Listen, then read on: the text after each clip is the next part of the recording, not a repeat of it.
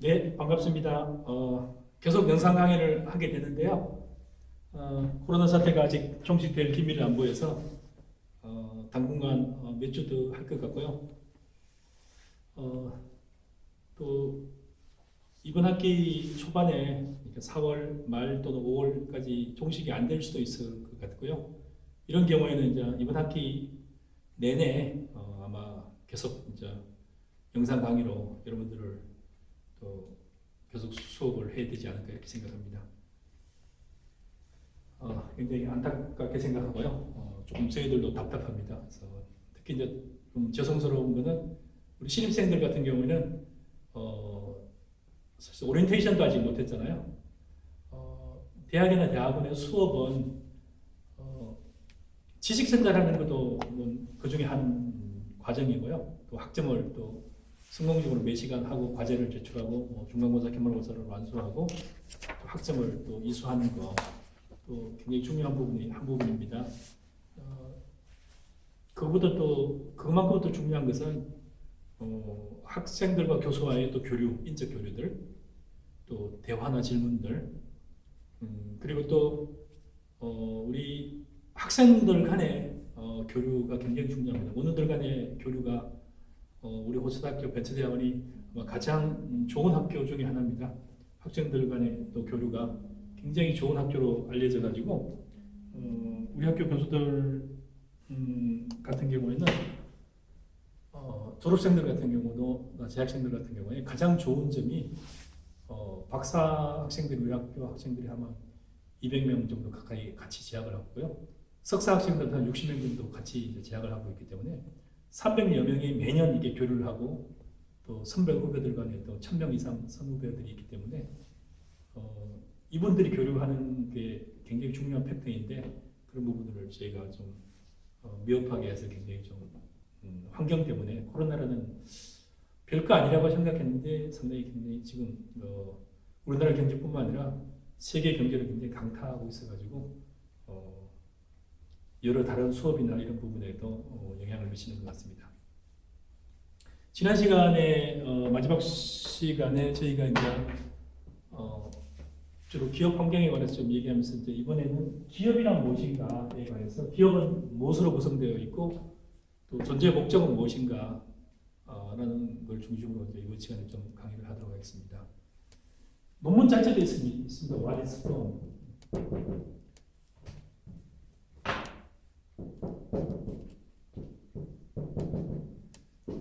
도대체 기업은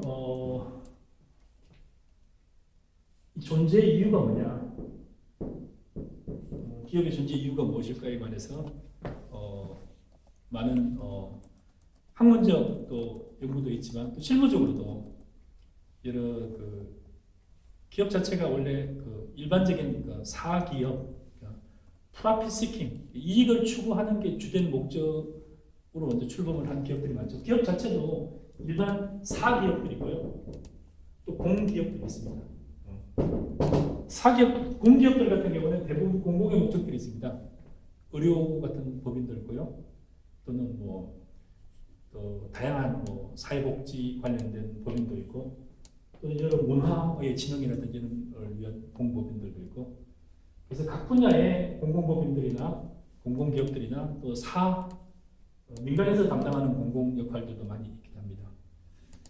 또 사기업들 같은 경우는 대부분 프라핏 시킹이죠. 이익 추구가 주 목적입니다. 많은 나라에서 이 부분은 어떤 나라들은 공기업이 담당하는 영역이 굉장히 많기도 하고 또 어떤 나라는 사기업이 담당하는 영역이 많기도 하고 어떤 부분들은 공기업과 사기업이 서로 넘나드는 경우도 많습니다. 우리나라를 예를 들면은 통신 같은 경우라든지 방송 같은 경우는 공적인 부분에서 담당을 하다가 통신은 대부분 사기업으로 넘어갔고 일부 부분이 아마 공기업에서 담당을 하고 있고요. 전력 같은 경우도 이제 원래 대부분 공기업에서 담당을 하고 있다가 지금 사기업으로 담당이 넘어가고 있고요. 그 외에 많은 기업들 같은 경우도 공기업과 사기업이 넘나드는 그런 경우가 많습니다. 실제로는 자본주의를 지향하는 많은 나라들 같은 경우도 여타 다른 제도를 통해 가지고 실제로 사기업임에도 불구하고 국가 정체의 경제 체계 자체가 거의 뭐 사회주의 국가 비슷하게 운영되는 나라도 많습니다. 예를 들면은 스웨덴, 노르웨이, 핀란드 같은 경우에는 기업의 운영에 관해서 간섭을 하면서 그 공사 기업들이 넘나드는 것이 아니라 그 세금 제도를 통해 가지고 굉장히 고소득자인 경우에는 뭐 세금을 70% 80% 물리는 경우도 있고, 또는 뭐 저소득인 경우에는 오히려 경제 지원을 하는 경우도 있고, 이런 걸 통해 가지고 공사기업의 부분 없이 어떤 소득을 약간 재분배한다 그럴까요? 그런 기능을 하기도 하고요. 실제로 사회주의에서 지향했던 것은 공사기업을 구분 없이 모든 그 국가에 관련되는 국민 생활과 관련되는 모든 것들은 서비스와 또는 서비스입니다. 제조 대부분의 기업들을 국가가 생산과 또 분배와 소비를 다 통제도 하고 효율적으로 배분할 수 있다, 이렇게 가정을 하고 실제로 그렇게 통제를 들어갔었죠. 근데 이제 효율적 배분, 알로케이션부터 시작해서 또 제조라든지 실제로 소비가 적절하게 연결되지 않음으로 인해 가지고 비효율이 발생하는 거죠. 예를 들면은 1990년대, 1990년 이쯤에 이제 89년, 90년쯤에 러시아, 소련이 굉장히 경제적 위기가 닥치고 그때 당시 고르바초프 대통령이 굉장히 개혁 개방 정책을 쓰면서, 그러니까 사회주의 국가에서 일종의 자본주의를 지향하는 제도를 도입하면서 개혁 개방을 주도했는데, 그러면서부터 이제 실제로 사람들의 니드 같은 게, 그러니까 필요 같은 게 굉장히 이제 많이 증가하는 부분도 있고 어느 부분은 남는 부분도 있고, 1990년도에 제가 러시아를 소련을 갔었는데 모스크바를 갔던 적이 있는데, 그때 당시에 공식적인 환 1달러와 러시아 루블화죠. 루블화의 교환 비율은 1달러 대 0.6이었습니다. 그러니까 10달러를 주면은 10달러를 주면은 6루블을 받는 그런 체계였어요. 근데 암시장에서는 거꾸로 1달러를 주면은 20루블을 받는. 그러니까 암시장에서는 거의 몇 배가 되는 거죠. 10달러를 주면은 거의 뭐 200루블, 250루블을 받는 거니까 암시장과 그 현물시장 간에 어마어마한 차이가 있었고요. 그때 당시에는 이제 경제가 급격하게 안 좋아지니까 굉장히 고급 호텔 같은 경우만 하더라도 굉장히 뭐 외형은 굉장히 좋은 외형을 갖추고 방도 여러 개고 뭐 전등도 여러 개인데 4-5개 전등 중에서 전등이 들어오는 거는 한두 개밖에 안 들어오고, 가기 전에 미리 저희가 받았던 정보는 화장실에 휴지가 없다 그래서 사실 휴지도 들고 가고, 지금도 사실은 이제 미국에 휴지 사재기 전쟁을 하고 있죠. 휴지를 왜 이렇게 많이 사는지에 관해서는 제가 간단하게 언급을 했습니다만, 지금도 미국에 같은 경우에 휴지 전쟁이 일어났습니다. 휴지 사재기 전쟁이죠. 휴지가 부피가 굉장히 크고 사람들이 휴지를 2-3개만 사가더라도 큰 카트가 가득 찰 정도로 많이 사가는 것이 눈에 보면 착시 효과가 나타나요. 아, 저 사람들이 휴지를 다 사가는구나. 그러면은 휴지를 쌓아놓은 공간은 사실 공간을 되게 많이 차지하기 때문에 재고를 그리 많이 갖다 놓지도 않아요. 그리고 실제로 만드는 회사 같은 경우도 휴지가 차지하는 부피가 굉장히 크기 때문에 즉시 또 만들 수도 있기 때문에 그렇게 많은 재고를 만들지도 않고, 또 판매하는 회사도 많이 갖다 놓지 않기 때문에 그렇게 많이 이제 일반 그 소매점에 있는 것도 아니죠. 큰 쇼핑센터를 하더라도. 그래서 그런 데서 만약에 몇십 명 내지 몇백 명이 휴지를 사가기 시작하면은 금방 휴지가 동이 나죠. 그러다 보면은 이제 더욱더 조급하니까 더 살려고 하고.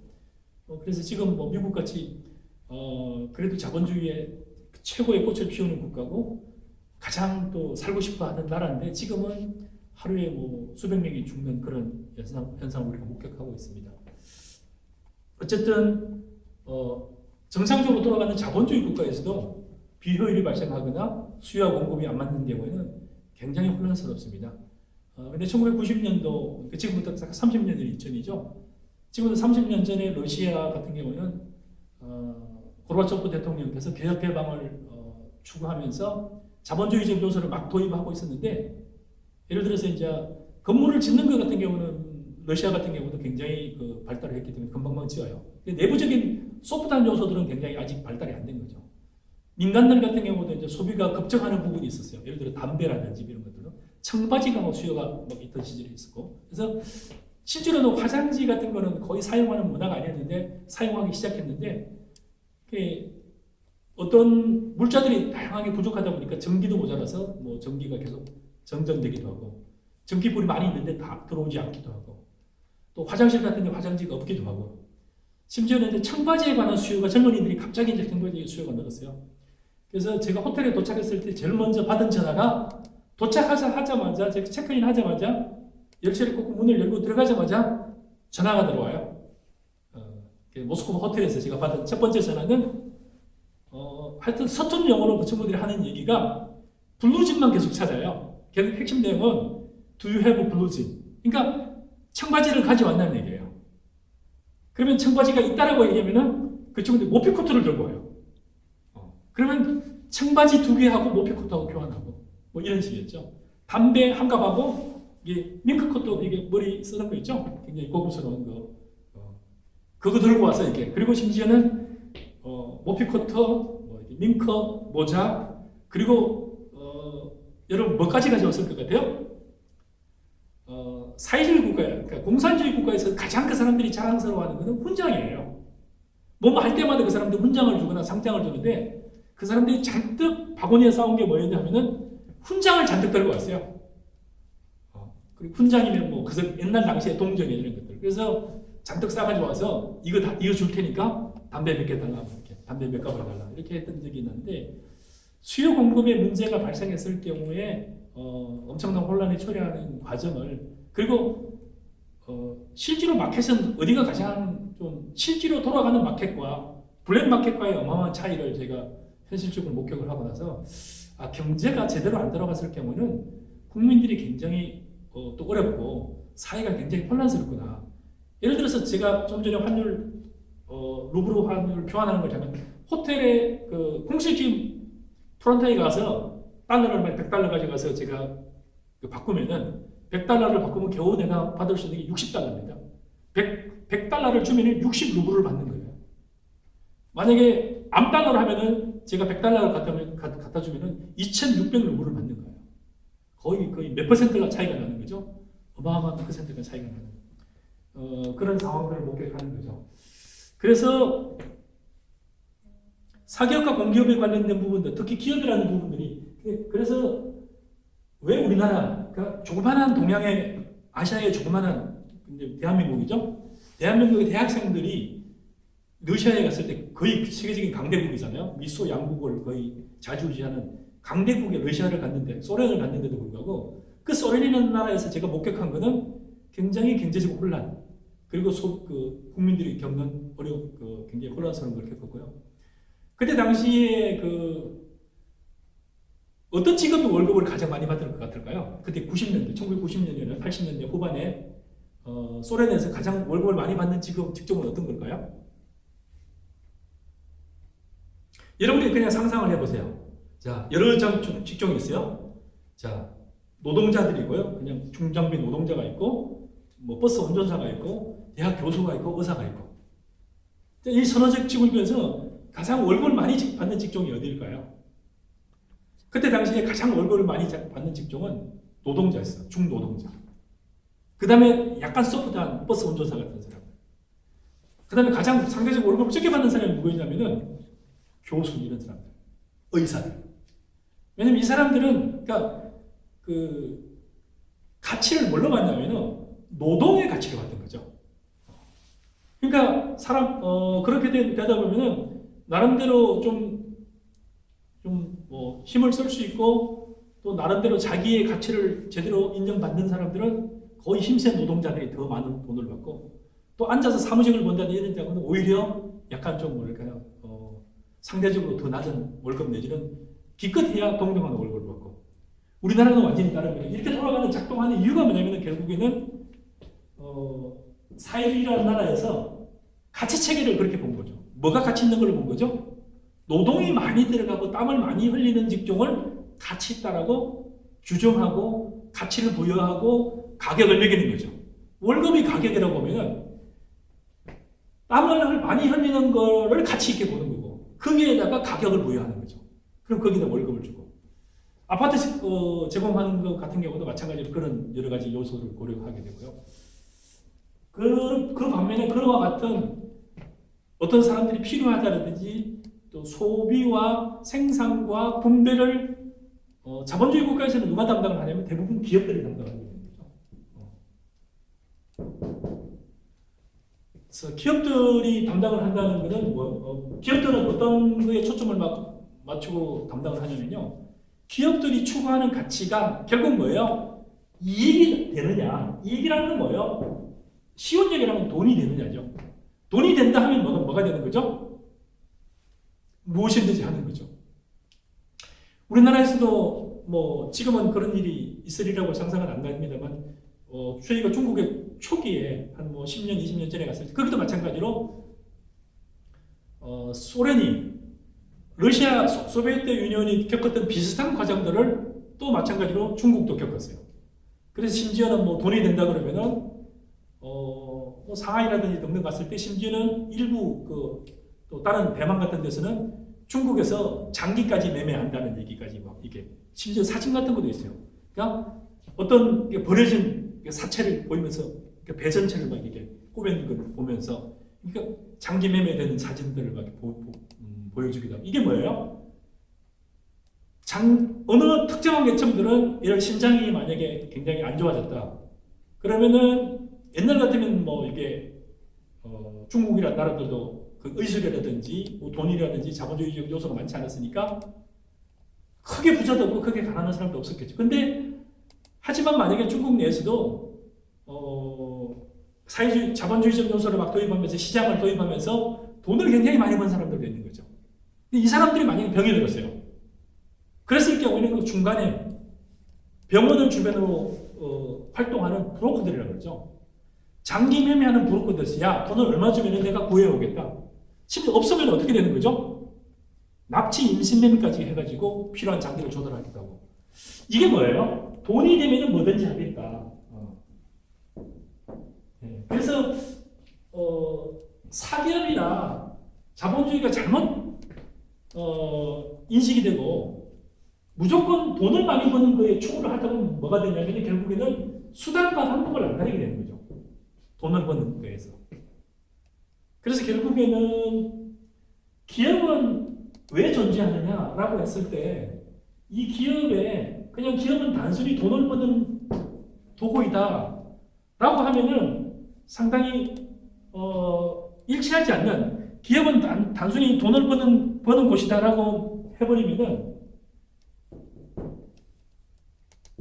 기업이 추구하는 사회적 그 기여라든지 사회적 가치가 다 없어지고 오직 뭐만 남는 거예요? 결과물만 남는 거죠. 어떻게 하면 돈을 많이 벌 것인가. 그래서 기업은 왜 존재하는가 라는 부분에서 특히 이제 우리가 우리나라의 이제 체계로 잠깐 얘기를 하면은 기업 활동 또는 영리 활동이라고 그럴게요. 영리 활동과 비영리 활동인데 우리는 이제 비영리 활동 부분은 제외시키고 영리 활동 부분만을 우선 담당을 할게요. 설명을 하고 추후에 기여가 된 비영리 활동 부분을 얘기할게요. 자, 영리 활동 다른 얘기로 하면 영업 활동을 한다고 얘기할 수 있겠죠. 자, 영리 활동을 하는 어떤 도구는 크게 보면 두 가지가 있어요. 우리나라 같은 경우는 하나는 개인 사업자로 하는 경우가 있고요. 또는 법인 사업자로 하는 경우가 있어요.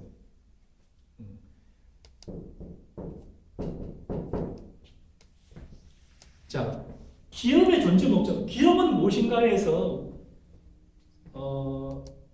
기업가, 또 기업, 사업가, 비즈니스맨 많은 용어들을 혼용해 쓰고 있는데 우리나라가 조금 약하다 그럴까요? 조금 혼란스러운 거는 기업가, 사업가, 여러분 한번 이 차이가 뭔지 한번 살펴보세요. 기업가 또는 사업가, 비즈니스맨, 장사꾼 이 차이가 있나요?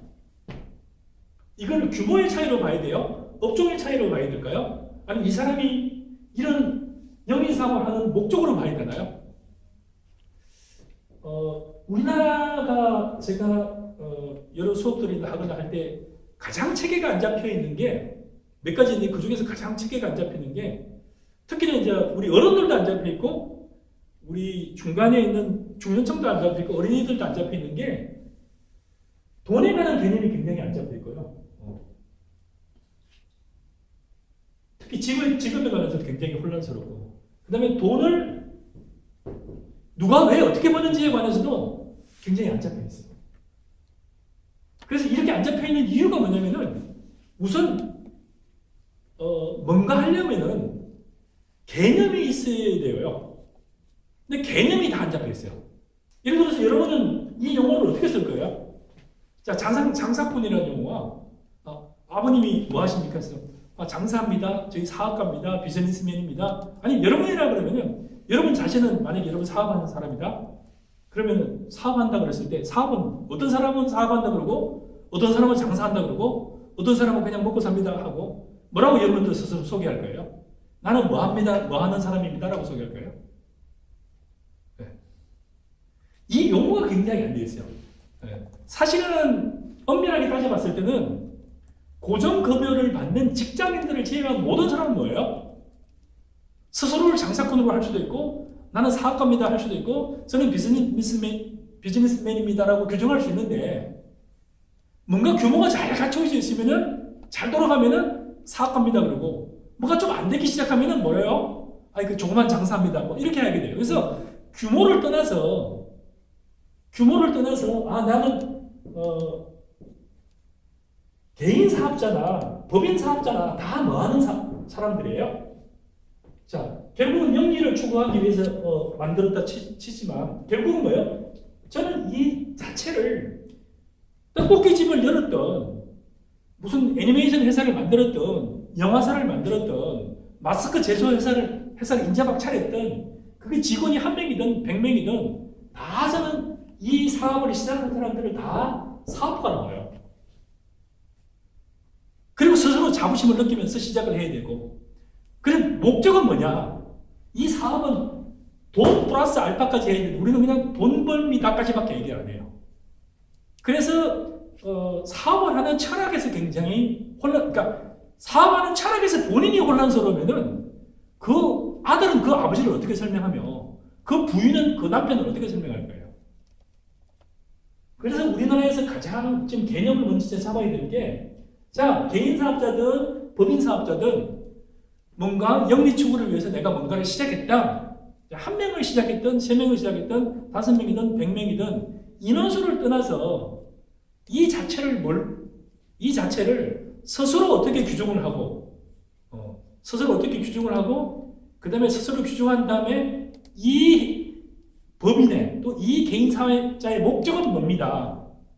라는 거는 규정하고 나서 시작해야 그 다음에 본인이 설명을 못하면은 그 장사가 되겠습니까? 그리고 본인이 장사를 하면서 하루의 일과에서 거기서 자부심을 못 느끼면 누가 자부심을 심어주겠습니까? 이게 굉장히 약합니다. 그래서